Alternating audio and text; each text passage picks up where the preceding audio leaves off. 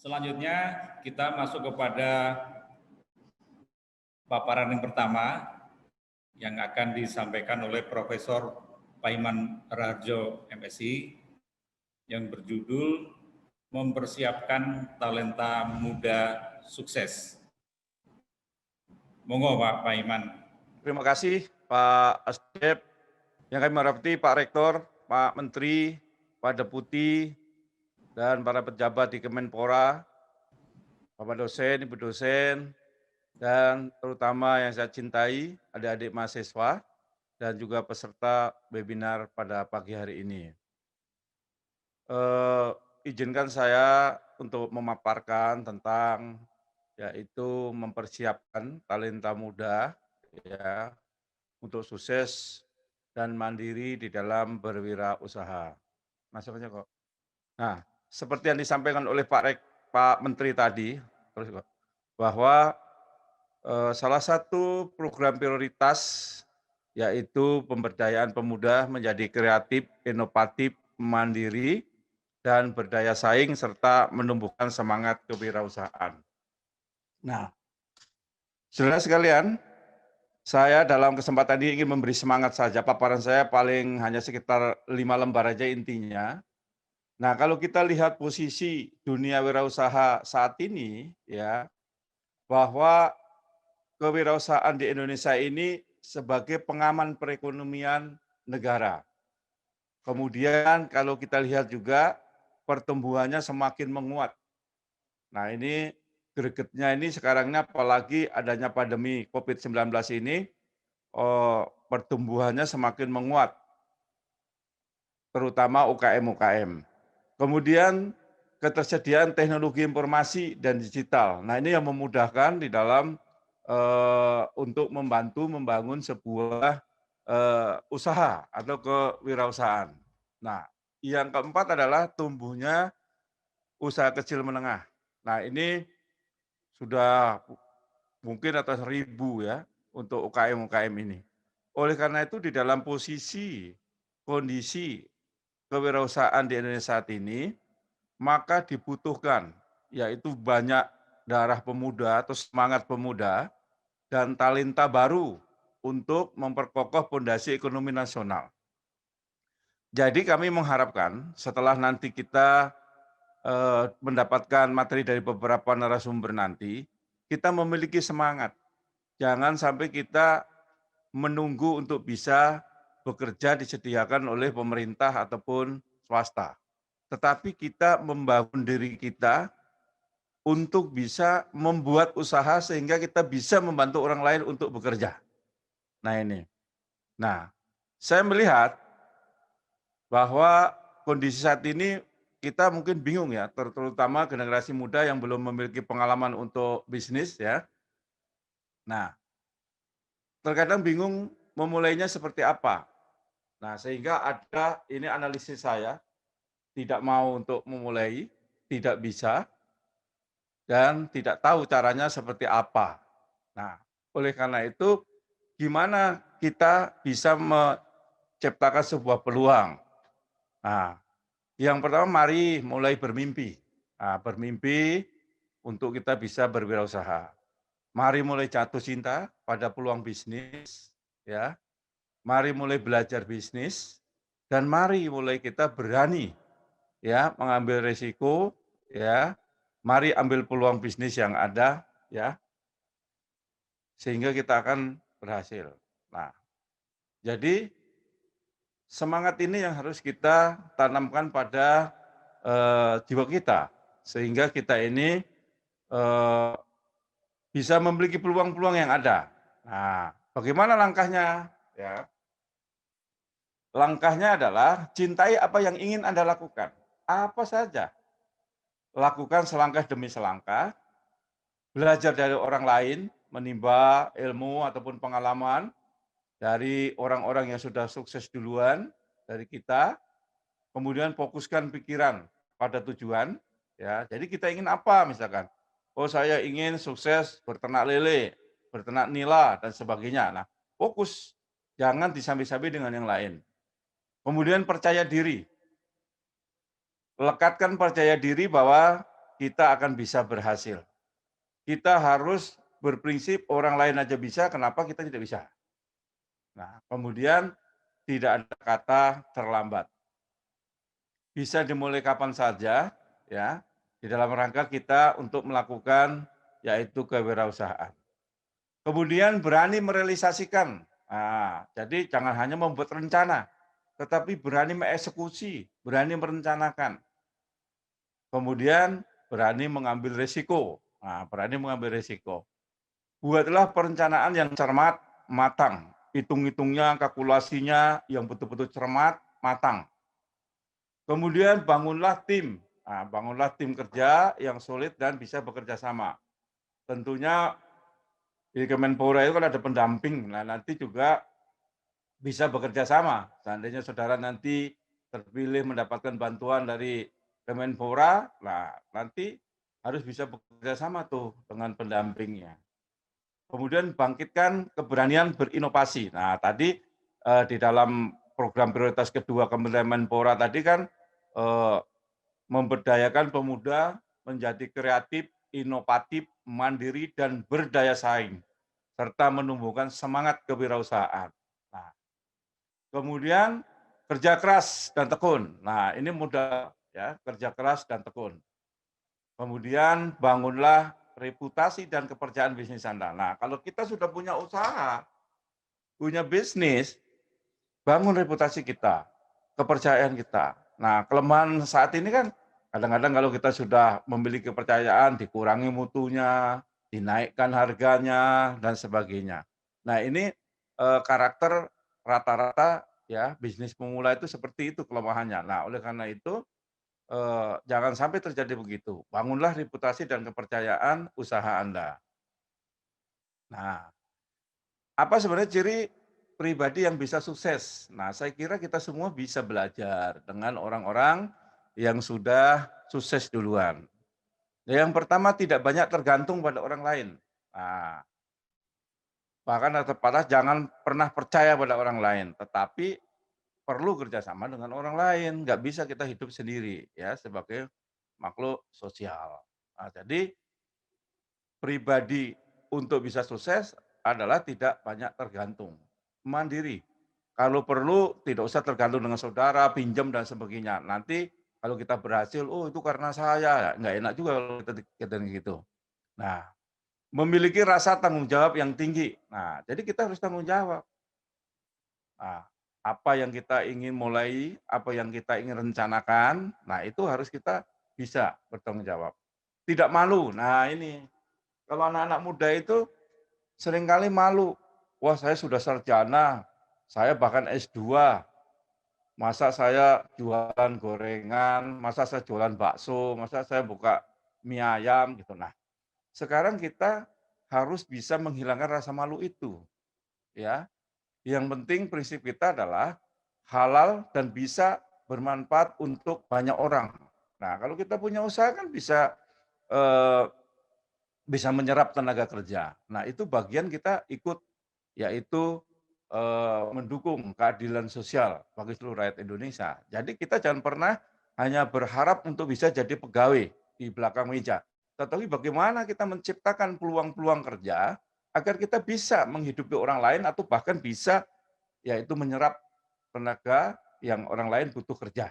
Nah, kemudian juga emosinya harus stabil. Jangan karena ada kegagalan ya, kalau nanti saya ceritakan riwayat saya hampir ya istilahnya jatuh bangun. Bahkan pernah usaha saya kebakaran ya. Tapi kita terus semangat. Kalau kita cepat emosi kita karena ini terus marah, kemudian terus kita ya udahlah nggak usah usahalah gitu. Jadi memang ada sebuah perputaran roda waktu, terkadang kita jatuh, terkadang kita bangun, terkadang kita meningkat. Itulah di dalam situasi bisnis. Kemudian berdoa. Usaha boleh. Memang manusia itu ya kita diwajibkan untuk ikhtiar, berusaha, ya kan? Tetapi juga harus berdoa, ya. Harus memohon pertolongan agar berhasil. Oleh siapa? Oleh Tuhan kita, ya. Nah, berdasarkan keyakinan kita masing-masing tentunya ya. Kemudian berani tampil pada situasi kondisi apapun. Nah, jadi kondisi apapun kita, situasi seperti ini jangan kita terus patah semangat, sudahlah saya kalau memang kondisi begini udah mati aja lah. Nah, nggak boleh begitu. Situasi seperti ini harus berani tampil, kondisi apapun. Ya, makanya tadi berani mengambil risiko. Kemudian disiplin. Nah, ini juga salah satu sikap yang harus kita miliki, disiplin. Ya, kalau pepatah orang Jawa itu, nak bangun pagi-pagi supaya rezekinya nggak dipatok ayam. Jadi disiplin. Kalau memang waktunya jam sekian harus sudah mulai, ya usaha kita harus dimulai. Jangan sampai ada pelanggan kita datang, kita belum buka. Nah, karena nggak disiplin, maka nanti akan pergi ke lain ya, menjadi pelanggan usaha lain. Nah, kemudian kerja keras. Nah, kerja keras ini juga merupakan sebuah modal sikap yang memang harus ada pada setiap wirausaha atau entrepreneur. Nah, kerja keras ini tanpa didasari dengan strategi, memanage waktu, dan efektivitas percuma saja. Banyak kan orang yang bekerja siang malam nggak ada ini, tetapi ya kalau di dalam smart work itu adalah nggak cukup bekerja keras, tetapi harus ada strategi, memanage waktu, dan juga ada target capaian yang jelas. Kemudian adalah pantang menyerah. Nah, ini seringkali dalam usaha itu akan jatuh bangun, bahkan rugi, bangkrut, dan sebagainya. Nah, kita jangan pantang menyerah. Diulang, terus kemudian menganalisis kira-kira yang cocok usaha apa. Nah, kemudian jangan lupa setelah kita dapat rezeki, dapat kesuksesan, gemar bersedekah. Nah, gemar bersedekah ini merupakan salah satu ya eh, keberkahan dari Allah Tuhan kita. Jika kita mau bersedekah, rezekinya mungkin akan diperlancar ya, bahkan usaha kita akan diperlancar. Nah, coba kita lihat, kita merubah mindset kita. Kita seringkali ya, kaki kita ini mau mengarah kemana? Ya, selalu kita katanya, loh saya mengikuti arah kaki saya nih mau kemana? Mau melangkah kemana? Tetapi mari rubah mindset kita. Bukan kaki kita yang menggerakkan kita, tapi pikiran kita. Pikiran kita ini akan kemana? Saya mau berusaha apa? Jangan mengikuti jalannya kaki. Kalau kaki kita jalan terus, depannya jurang, ya kita di situ celaka. Di depan kita sungai, celaka juga. Maka pikiran kita, ya. Jadi bukan kaki kita yang menggerakkan kita, tapi pikiran kita. Nah, saya berikan filosofi, gambar apakah ini? Nah, ini gambar ular menelan seekor gajah. Apa mungkin ular menelan gajah? Maka sebagai jiwa entrepreneur, ya kewirausahaan, kita harus punya angan-angan besar, semangat yang besar. Walaupun kita ini kecil, binatang kecil, ular itu, tetapi dia bisa mampu menelan gajah. Nah, jadi semangat kita ya harus kita dasari bahwa apapun bisa mungkin terjadi ya kalau kita memiliki sebuah semangat ya, sebuah tekad yang didasari dengan usaha tentunya. Nah, ini filosofi dalam hidup kita sebenarnya ya. Seekor ular bisa menelan binatang yang besar ya, gajah. Nah, ini Saudara. Jadi saya harapkan kita mulai banyak belajar dengan filosofi hidup yang ada di sekeliling kita. Nah, saudara-saudara, para mahasiswa peserta webinar pada siang ini, mulailah usaha dengan memanfaatkan apa yang ada di sekeliling Anda. Tidak usah malu tadi, ya, apapun kita lakukan, peluang yang ada, jangan sampai hidup kita serasa di penjara karena kita merasa hidup kita susah dan miskin. Nah, coba kalau kita di penjara rasanya bergerak aja susah, makan harus nunggu jatah, ya kan? Mau ke kencing juga, ke toilet juga antri dan sebagainya, ibaratnya kita selalu terkekang. Nah, maka supaya kita tidak serasa di penjara, marilah kita memulai usaha dengan memanfaatkan apa yang ada di sekeliling kita. Apa saja. Nanti saya berikan contoh saat saya dulu sebagai LMK, saya bina ke ibu-ibu PKK, Karang Taruna, nanti saya kasihkan contoh-contoh.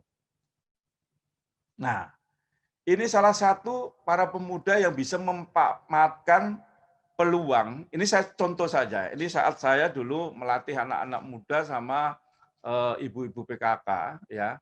Situasi seperti ini tepat kita membuat usaha yang memang ada di sekeliling kita. Nah, kita bisa menggunakan drum plastik, ini modal nggak banyak, bisa ditaruh di pojokan rumah atau bisa dibikin di loteng kita, di loteng rumah kita dan sebagainya. Nah, ini bisa ternak lele, bisa ternak nila, ya dan sebagainya. Nah, ini peluang yang bisa kita lakukan, ya. Jadi banyak sekali, ya kan. Terus kemudian, nah ini yang sederhana sekali. Nah, kita pakai plastik atau terpal, ya, kita bentuk kotak ya dengan bambu-bambu, ya. Kemudian ini sangat sederhana ini. Ini yang saya ajarkan ya. Bahkan saya membuat dulu ke ibu PKK itu sarlon, ya sayuran di dalam peralon karena di wilayah Jakarta ini kan sempit kan. Maka saya buat setiap rumah harus punya tanaman. Maka bikin peralon dibelah, dikasih tanah, kemudian ditanamin cari sayuran ataupun bunga-bunga dan sebagainya. Nah, ini sangat sederhana sekali. Ini paling juga nggak nyampe 100.000 modal, ya kan? Jadi sangat sederhana sekali. Jadi jika kita punya kemauan, kita bisa melakukan apa saja, ya. Karena di sekeliling kita ini banyak peluang. Yang penting kita cerdas dan juga melihat peluang. Nah, ini yang juga, nah ini sayuran dalam peralon nih dibuat ini udah banyak orang-orang yang melakukan. Nah, ini juga sangat sederhana, pakai gelas aqua, ya. Nah, ini peluang yang ruangan sempit, tapi bisa ditanami cabai, bisa ditanami tomat dan sebagainya. Ini. Nah, ini juga sekalian juga tanaman ya, kemudian ember ini ember aja, kemudian ada lelenya, ada ikannya dan sebagainya. Nah, ini sangat sederhana sekali. Jadi kita tidak usah bingung tadi kan, pertama tidak mau melakukan, tidak tahu caranya. Nah, kita ajarkan saat ini peluang itu gampang. Tatkala kita punya konsep kemauan, di situ pasti ada jalan. Di mana usaha pasti nanti akan ada jalan dan ada keberhasilan tentunya, ya kan? Nah, mari kita bercermin pada orang-orang yang sukses, yang dulunya juga miskin, yang dulunya juga sulit. Saya contohkan saja, ini hanya 4 contoh ya. Nah, Bob Sadino ini juga awalnya orang biasa. Sebagai pegawai, kurang lebih dia bekerja sekitar 9 tahun, kemudian dia banting setir. Dia membuat sewaan mobil, tapi saat itu hanya berbekal 1 mobil saja.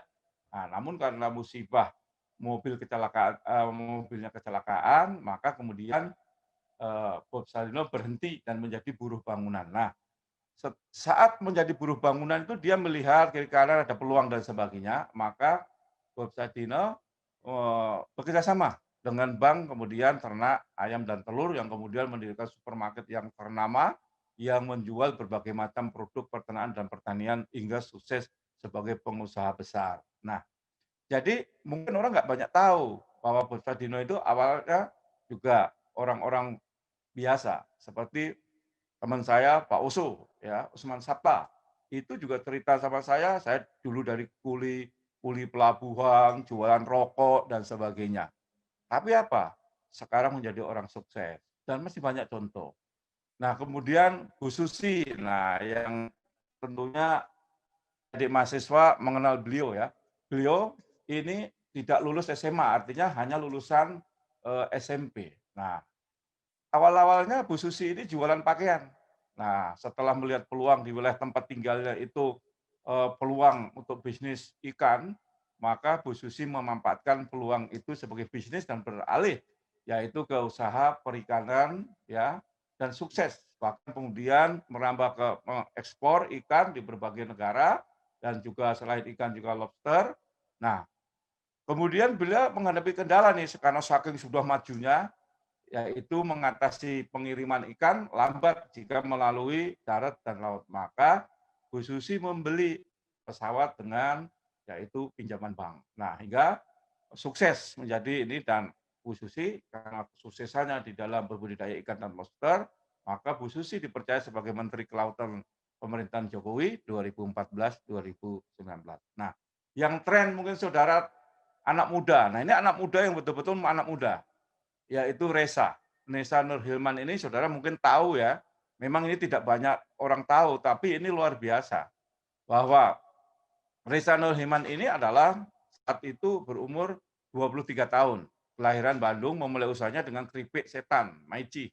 Nah, saat mulai itu hanya bermodal 15 juta. Kemudian beliau memasarkan produknya hanya melalui Twitter, ya, Twitter, internet dan sebagainya.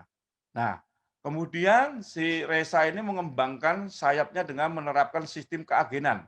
Dia sebagai jenderal. Nah, dia tidak, jadi si Reza ini tidak jualan. Dia hanya memproduksi, kemudian dia suka agen-agennya, ya. Kini usahanya sukses sehingga omset Maici ini bisa mencapai 7 miliar per bulan. Kalau saudara tidak percaya, saudara bisa mendownload tentang riwayat dari Reza Nurhilman ini, ya. Jadi ini anak muda yang ini. Kenapa saya contohkan Bob Sadino, Bu Susi? Karena latar belakangnya memang bukan punya modal besar. Maka saya ingatkan lagi, orang yang sukses berwirausaha bukan karena dia punya modal besar, bukan karena dia anaknya keturunan orang kaya, tetapi memang semangat tadi, semangat kerja keras dan berani memanfaatkan peluang dan risiko, menanggung risiko ya terhadap apa yang dilakukan. Nah ini. Nah yang contoh yang keempat adalah Pak Iman Raharjo. Nah, Pak Iman ini dia hanya modal SMP ya karena ya kondisi orang tuanya. Kemudian dia berangkat ke Jakarta 84 kemudian 85 ya, bahkan waktu itu ijazah SMP-nya belum diambil ya. Nah, kemudian menjadi tukang sapu ya saat itu. Nah, dengan kegiahannya sambil sekolah dan sebagainya. Nah, kemudian setelah dia bekerja, setelah lulus S1 ya, keluar dari yayasan tadi. Jadi ini sangat panjang nih jadi tukang sapu, kemudian jadi satpam ya. Kemudian eh, saya berambil alih, saya katakan saya lah Pak Iman ini kan. Nah, saya membanting setir. Saya buka usaha bisnis fotokopian, pengetikan, percetakan, warung Padang. Nah, ini saya ceritakan, warung Padang ini sudah sempat maju, tapi waktu itu kebakaran. Nah, akhirnya saya tidak patah semangat. Memang kita harus butuh modal lagi.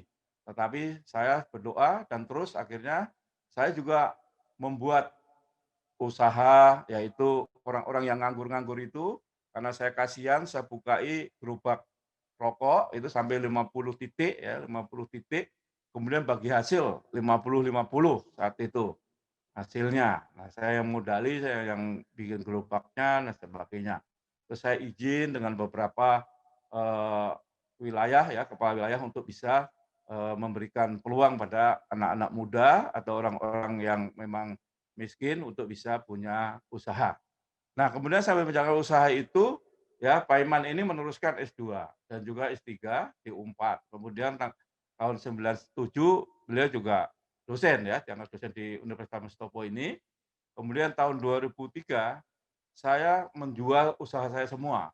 Saya waktu itu ada sekitar 4 kios ya, 4 kios fotokopi dan sebagainya. Saya jual semua, kemudian saya beralih bisnis, yaitu jual beli rumah, kos-kosan, tanah, ya. Nah, alhamdulillah saat ini aset kami puluhan miliar, ya, bahkan lebih dari 100 miliar. Nah, di samping sukses di bidang bisnis, Pak Iman juga sukses di bidang akademik. Nah, ini luar biasa. Ini kalau kita semangat, buktinya bisa juga nyambi usaha, bisa sekolah, bisa ini. Bayangkan kapan tidurnya. Nah, inilah tatkala kita punya semangat, nggak akan mustahil Tuhan itu akan mengangkat derajat kita. Maka saya berikan konsepnya bagaimana kita usaha keras, nggak cukup usaha keras, ya kan? Tetapi kita harus bisa melihat kondisi situasi klien kita. Maka kita harus peduli kasih, yaitu kita harus bersedekah kepada sesama. Itu yang akan memberikan sebuah keberkahan dalam usaha kita. Kalau kita punya rezeki kemudian tidak mau berbagi, ya bisa-bisa nanti bangkrut ataupun apa. Maka inilah yang pengalaman saya. Jadi saya berbicara ini, saya punya pengalaman. Pengalaman bahkan dari nol, hanya modal SMP. Bayangkan ya, SMP itu masih umur berapa waktu itu? cuma umur 15 tahun berapa waktu itu. Tapi saya berhenti 2 tahun, baru melanjutkan SMA. Nah, ini karir sehingga di dalam akademik saya bisa mencapai guru besar. Tidak mudah juga mencapai guru besar. Kalau guru besar itu ibaratnya kalau di tentara itu bintang 4. Jadi tidak semua prajurit itu ataupun tentara itu bisa sampai bintang 4. Nah ini salah satu beberapa contoh ya, ada 4 contoh, tadi ada Bob Sadino, ada Bu Susi, ada Reza, dan ada Pak Paiman saya sendiri. Nah, ini kisah nyata saya ya, sebagai tukang sapu, kemudian sebagai tukang kebun. Nah, ini saya saat itu sambil jualan batik keluarga ya, batik keluarga. Dari tahun 86 keluarga saya memang punya produksi batik, baik batik tulis ataupun batik cetak ya. Sutra juga ada. Nah, ini contoh warung rokok yang dulu kita kembangkan ya. Kemudian ini nasi kucing wedang jahe yang kita pernah kembangkan. Nah, ini dulu baksonya saya kasih nama Pondok Bakso Mie Ayam Pak Iman Solo. Nah, ini dulu ya kita lakukan. Terus, nah ini keripik kulit siang nih. Bayangkan aja, situasi seperti itu istri saya ikut untuk ya ini dulu saya melatih untuk ibu-ibu PKK ya, jadi keripik kulit pisang karena saya waktu ke Lampung melihat peluang banyak kulit pisang ya, banyak kulit pisang, kemudian saya belajar ya dari internet, kemudian saya praktekkan dan memang waktu itu menjadi tren ya sehingga di kelurahan saya waktu itu dapat juara waktu itu. Enggak kok. Nah, nah banyak contoh-contoh lain saudara sekalian. Nah ini kemudian terus kok. Nah ini ada beberapa kos-kosan ya, terus lagi, terus Mas. Nah terus, nah ini juga ya kos-kosan ini juga. Nah ini beberapa apartemen, terus kemudian nah ini ladang di Jawa ya, kemudian ada juga ini rumah dan juga ada kontrakan di Jawa. Nah, saudara-saudara sekalian, adik-adikku mahasiswa tercinta dan para peserta webinar pada siang hari ini, bahwa contoh kesuksesan di atas menggambarkan bahwa banyak peluang sebenarnya yang bisa kita lakukan untuk menjadi sukses. Walaupun, saya tekankan, walaupun kita ini bukan siapa-siapa, satu. Walaupun kita ini tidak punya modal, walaupun kita ini bukan anaknya orang kaya. Tetapi contoh tadi Bu Susi yang kondisinya juga nggak punya uang pinjam dengan bank, si Reza dan sebagainya. Bayangkan ya, modal 15 juta, si Reza sekarang per bulan bisa 7 miliar. Bayangkan. Ya, jadi asal kita berani memulai usaha. Nah, jadi jangan malu. Oh, saya kan sarjana S2, Pak. Masa saya dagang bakso? Masa saya jualan pakaian? Masa saya jualan keripik pisang? Nah, kulit pisang gitu kan. Nah, kalau kita ingin sukses, ya jangan malu, gitu. Berani memulai usaha, kerja keras dan punya tujuan. Nah, jadi tadi makanya bahwa kita jangan hanya konsep kita harus dirubah dari hard work ke smart work. Artinya apa? Enggak cukup kita itu kerja keras, ya, tetapi kita harus kerja cerdas, punya strategi, pandai memanage waktu, dan kita efektif dalam membuat sebuah konsep-konsep program. Percaya diri, pantang menyerah, berani mengambil risiko, inovatif dan kreatif, memanfaatkan peluang yang ada, berdoa dan gemar bersedekah. Ini yang bisa saya sampaikan ya. Jadi sangat sederhana sekali ya, sangat sederhana sekali tatkala kita mau ya, kita mau melihat peluang yang ada ya, kemudian kita mau memulai usaha, ya, kemudian kita juga harus jeli, dan sebagainya. Saya kira itu biar nanti pembicara yang lain ini bisa kebagian waktu. Terima kasih, saya kembalikan ke Pak Asdep. Silakan.